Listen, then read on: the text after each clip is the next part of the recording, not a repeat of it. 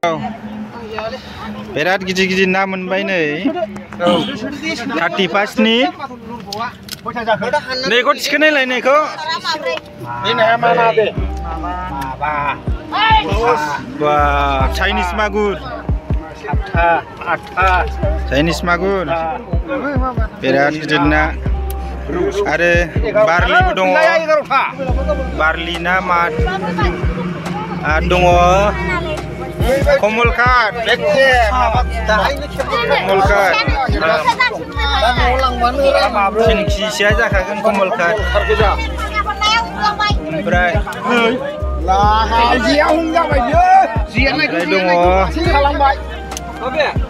ना फैला गोजाबाव ये गेट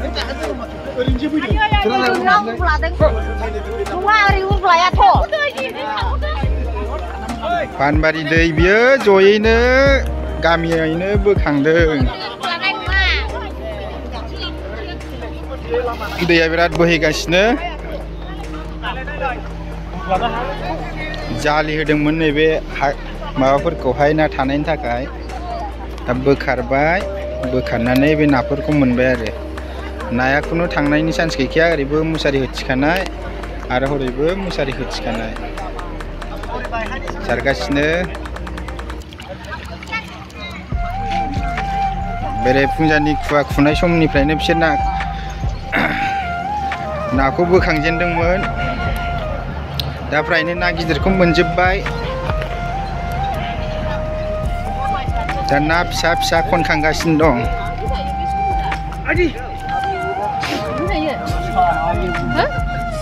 ना फिसाबो दं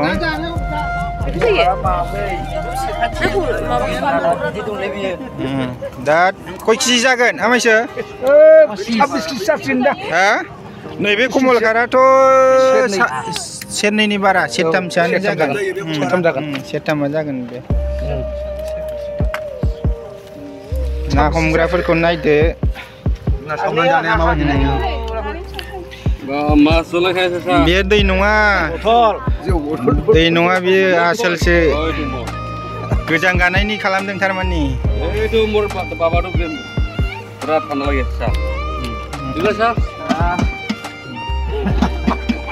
गोजां गानायनिसो दिनै बे नाजोंनो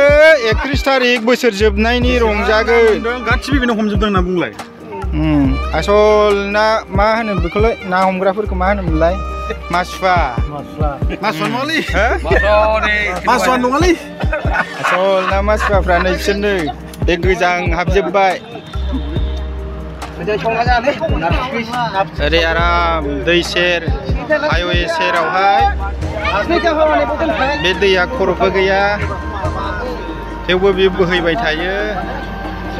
आरो बिराद गिदिर जायो बे नेशनेल हाइवे ओमफ्राय नैबे गेट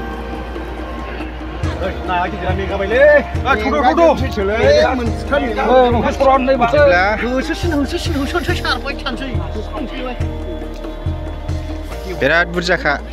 बिदियावसो बिदि ना मोनदों नै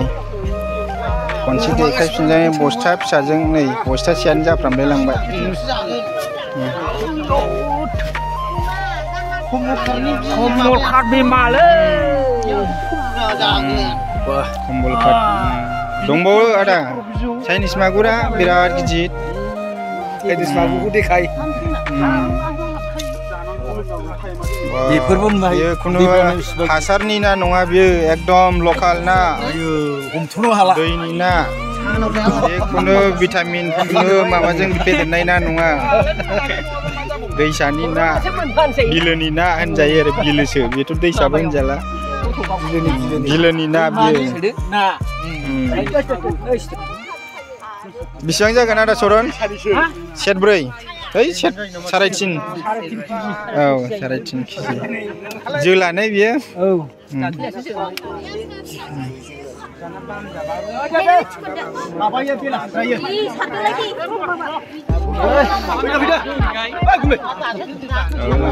दङ माखासे सारगासिनो दं बे आवलायाबानो थाइनैबो थाखाया ओइ आवलायाबा दङआव खम खारानो माबायसो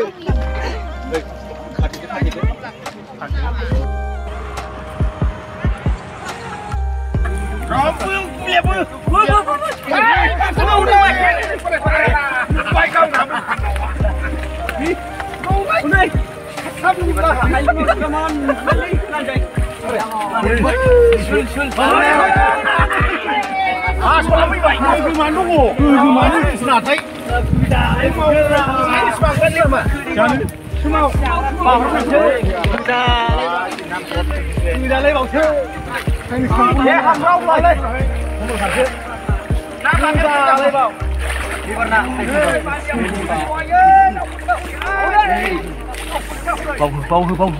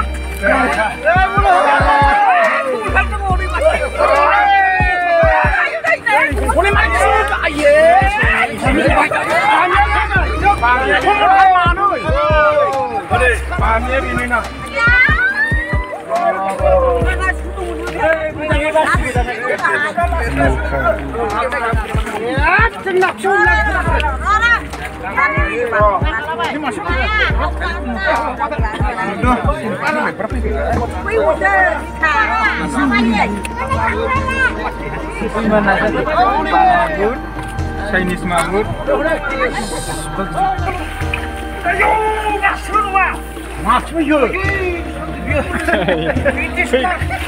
Pika beda. Halap sin ming jibba.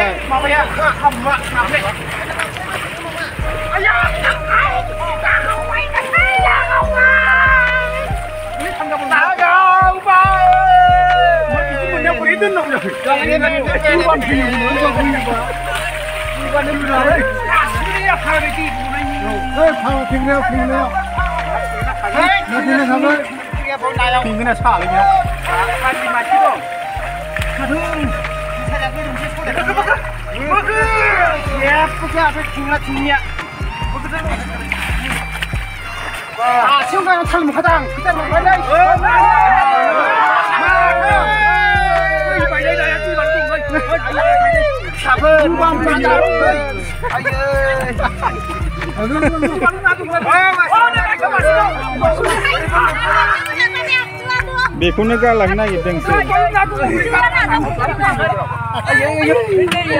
बावनो सोग्रोदो दे गावसोर सोहैथोंसै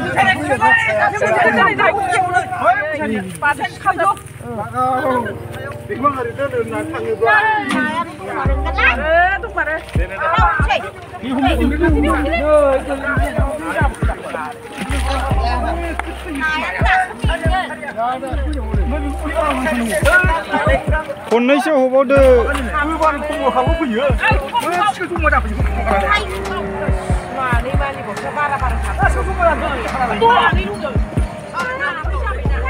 बस्था सैलायबाय नै बोगासेयावनो कम्बल काट 1.5 केजि 2 केजि 3 केजिसिम फैखायो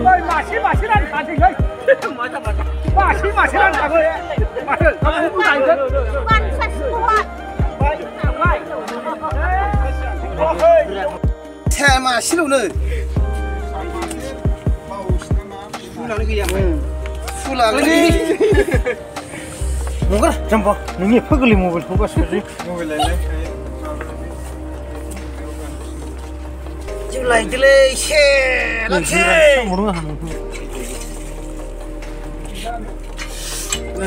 ग्रोबसो दंमोन बिदि बेबो बिदै बिजोबबाय नै लांदां जालायखायो जोजोब